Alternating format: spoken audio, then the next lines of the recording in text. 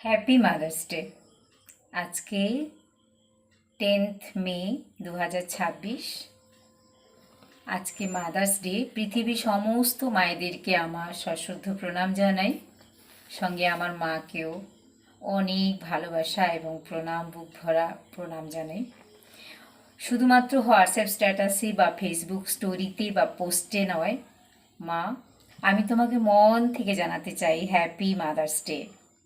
আমি তোমার সব সুখের কারণ হয়ে বাঁচতে চাই, তোমার সুখ, শান্তি, স্বচ্ছন্দের কারণ হতে চাই। আমায় জন্ম দিয়ে মা হয়ে ওঠার গর্ববোধ করাতে চাই তোমাকে। আমি তো তোমার পাশে থাকতে চাই মা, তোমাকে ভালোবেসে ধন্য হতে চাই, আর বারবার বলতে চাই, জননী জন্মভূমিশ্চ স্বর্গাদপি গরীয়সী। আজকে 10 বছর হলো বাবাকে হারিয়েছি। বাবা বেঁচে থাকতে থাকতে ফাদার্স ডে কখনো পালন করা হয়নি। হয়তো হ্যাপি ফাদার্স ডে বাবাকে কখনোই বলা হয়নি, কিন্তু বাবার সঙ্গে যে সময়গুলো স্পেন্ড করেছি, যে ভাবে বাবার সঙ্গে আমি বড় হয়েছি। বাবা আমার বেস্ট ফ্রেন্ড ছিল, ফ্রেন্ড, ফিলোজফার, গাইড বললে যা বলা হয়। বাবার সঙ্গে খেলাধুলা থেকে শুরু করে অনেক বেশি বয়স পর্যন্ত বাবাকে স্নান করিয়ে দেওয়া, বাবার দাড়ি শেভিং করে দেওয়া। আর বাবা সেটা খুব মস্তি করতো, এনজয় করতো, জানতো যে আমরা ছেলেমেয়েরা বাবাকে খুব ভালোবাসি। জড়িয়েও ধরেছি, কিন্তু কখনো মনে পড়ে না সেভাবে জড়িয়ে ধরে বলেছি কিনা যে আই লাভ ইউ বাবা। হয়তো কাজে বুঝিয়ে দিয়েছি, কারণ যখন অনেক সারা রাত ধরে পড়াশোনা করতাম, বাবাই আমার পাশে থাকতো। বাবার কাছ থেকে মহাভারত, রামায়ণ, বিভিন্ন রাজনৈতিক ঘটনা, কাহিনী এবং গোটা পৃথিবীর ইতিহাস বাবার কাছ থেকেই শেখা। মা যেহেতু ওয়ার্কিং ছিলেন, মা বাইরেই বেশি সময় স্পেন্ড করলেও নিজের হাতে রান্না খাওয়াতে কখনো ভুলতেন না। আর আজকে মাদার্স ডেতে মাকে উইশ করেছি, প্রণাম জানিয়েছি, এবং মাকে উইশ করতে গিয়ে বাবাকেও কিন্তু সমানভাবে মিস করছি। যদি আজকে বাবা বেঁচে থাকতেন, হয়তো আজ সোশ্যাল মিডিয়ার যুগে আজকে 10 বছর আগে এভাবে তো আমরা পালন করতে শিখিনি দিনগুলোকে। আসলে প্রত্যেকটা দিনেরই একটা গুরুত্ব আছে। সারা বছরই মা বাবার যত্ন করা উচিত, কিন্তু শুধু যত্ন করলে তো হয় না, তোমাকে মুখ খুলে বলতেও হয় কখনো আই লাভ ইউ মা, আই লাভ ইউ বাবা, আমি তোমাদের পাশে আছি।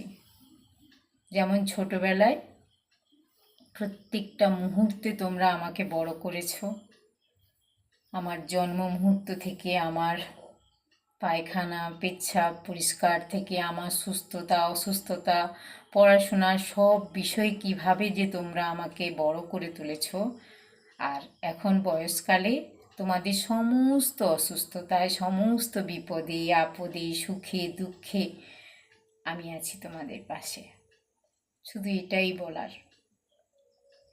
আর আজকে মাদার্স ডের কথা মনে করতে গিয়ে ছোটবেলার অনেক কথা মনে পড়ে যাচ্ছে, মায়ের কথা, বাবার কথা।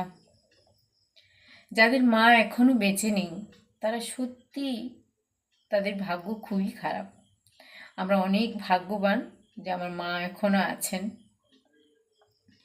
এবং আমি আরও ভাগ্যবান যে এই মাসে আমার অপারেশন হওয়ার জন্য আজকে দীর্ঘ 26 বছর বিয়ের পরে মা আমার কাছে টানা 20 দিন থাকলো। কারণ চাকরির সূত্রে আমি মার কাছে গিয়ে থাকতে পারি না বেশি দিন, মা এলেও বেশি দিন থাকতে পারে না। অসুস্থতা হয়েছি, অসুস্থতার সূত্র ধরে মা অন্তত এইবারে অনেক দিন আমার কাছে থাকলো, খুব ভালো লাগলো। তবে কি জানো, আমার অনুভব বলে পৃথিবীর কোনো থার্মোমিটার আবিষ্কার হয়নি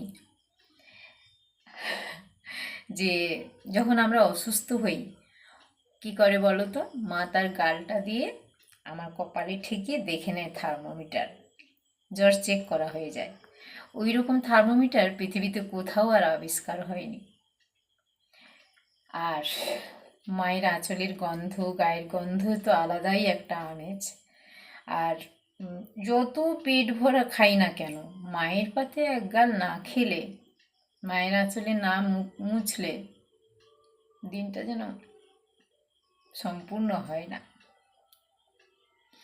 আরও মনে পড়ে যখন স্কুল থেকে ফিরতাম, ফিরে যদি মাকে ঘরে না দেখতে পেতাম, তাহলে মন যে কেমন করতো আমি তোমাদেরকে বুঝিয়ে বলতে পারবো না।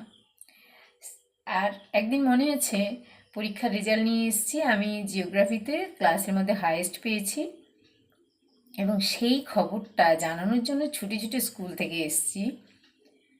আর প্রায় এরকম রেজাল্ট হতো এবং সেটা আমার মা বাবা খুব এনকারেজ করতো। সেটা জানানোর জন্য ছুটে ছুটে এসেছি, বাড়ি ফিরে এসে দেখি মা বাড়িতে নেই। আমি সেই রেজাল্টের কাগজটা হাতে নিয়ে গোটা ঘর, ঘাট, পুকুর, মাঠ চারদিকে মাকে খুঁজে যাচ্ছি। যতক্ষণ না মাকে দেখতে পাই ততক্ষণ মনটা শান্তি লাগে না। আরও মনে পড়ে, ছোটোবেলায় আমি একদম ঘুমাতে চাইতাম না দুপুরবেলাটা। যদি কখনো কোনো দিন জোর করে মা বাবা ঘুম পাড়িয়ে দিত, ঘুমিয়ে যেতাম। ঘুম থেকে উঠলেই আমার ভীষণ মন খারাপ করতো। আর ঘুম থেকে উঠলে যদি মাকে দেখতে না পেতাম, তাহলে তো সেদিন দিনটা আমার মাটি হতো। কারণ সারা সন্ধ্যাবেলা, সেই বিকেল থেকে সন্ধ্যা পর্যন্ত, রাত পর্যন্ত আমি কান্না করতাম। কারণ কি জানি, কি একটা অজানা ভয়, মা কোথায় গেল, মা ছাড়া যেন জীবন অন্ধকার। আর সেই সময় একটা পাশের গ্রামে একটা ধান কোটার কল ছিল। পরে বড় হয়ে সেটা উপলব্ধি করেছি, ছোটবেলায় উপলব্ধি করতে পারিনি। সেই কলের তেল তেল কল ছিল, তখন তো ইলেকট্রিক এতটা উন্নত ছিল না। আর বিকেলবেলা করে ওই কলটা চলতো, আর তার সেই যে ধোঁয়াটা বেরোতো তার মাথায় একটা ঘটি লাগানো থাকতো। এত ফালতু একটা শব্দ হতো, ডুব ডুব ডুব এরকম একটা শব্দ হতো। আর ঘুম থেকে উঠে ওই শব্দখানা আর আমার মাকে আমার ঘরে আমি দেখতে পাচ্ছি না, বুকের ভেতর যে কিভাবে ডুগরে উঠতো সেটা শুধু আমিই বোধহয় উপলব্ধি করতে পারতাম। পরে বাবাকে জিজ্ঞেস করতাম, বাবা এটা কি শব্দ, এটা আমার এত শুনলে কষ্ট হয় কেন?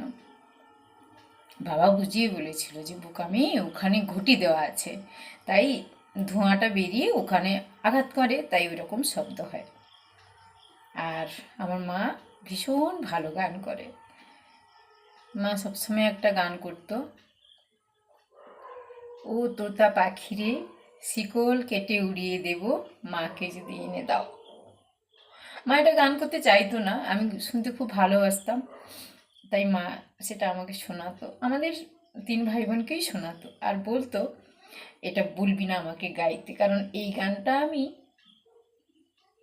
যখন অনেক গাইছিলাম তার কদিন পরে আমার মা মারা গেছিল, মানে আমার দিদা। তারপর থেকে মাকে আর কোনোদিন আমি বলিনি ওই গানটা শোনাতে, কারণ আমি চাই আমার মা সুস্থ সবল দীর্ঘায়ু হোক, অনেক বছর বেঁচে থাক। আর আমাদের ছেলে মেয়েদের, মানে তার মেয়ে জামাইদের, নাতি নাতনিদের, ছেলে বৌমাদের অনেক আশীর্বাদ করুক, অনেক ভালো থাকুক। আর সবাই বলে আমি নাকি আমার মায়ের মতো দেখতে, অসুখ বিসুখ, কথাবার্তা, চাল চলন, ট্যালেন্ট এবং টেনশন, হাইপারটেনসিভ যে বিষয়টা, সবটাই নাকি মায়ের মতো। এবং আমিও সেটা উপলব্ধি করি, মাকে বলি তোমার আর কী কী আছে বলে দাও আমাকে, যাতে বয়সের সঙ্গে সঙ্গে তোমার যা যা হয়েছিল সব আমার হবে। এটা খুবই ভালো লাগে যে মায়ের মতো হতে পেরেছি আমি। তো হ্যাপি মাদার্স ডে মা।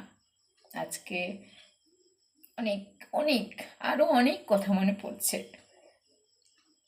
সেগুলো না হলে মনেই থাক, আবার কোনো একদিন শেয়ার করব তোমাদের। Happy mother's day. সবার, পৃথিবীর সবার মাকে প্রণাম জানাই।